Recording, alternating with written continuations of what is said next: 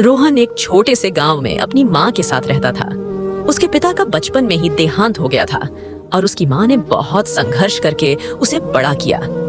दिन रात मेहनत कर घरों में काम करके वह किसी तरह रोहन की पढ़ाई का खर्च उठाती थी। रोहन समझदार था, लेकिन कभी कभी वह गरीबी से तंग आकर मायूस हो जाता। एक दिन स्कूल में टीचर ने घोषणा की कि अगले हफ्ते परीक्षा की फीस भरनी होगी, वरना परीक्षा में बैठने नहीं मिलेगा।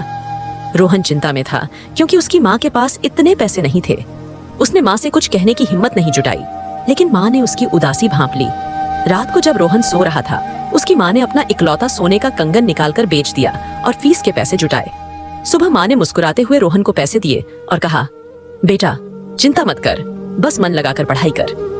रोहन खुश तो हुआ, लेकिन उसे शक था कि माँ ने पैसे कहाँ से लाए। सालों बाद जब रोहन एक बड़ा अफसर बन गया, तब उसे सच्चाई पता चली। उसकी आंखों में आंसू थे।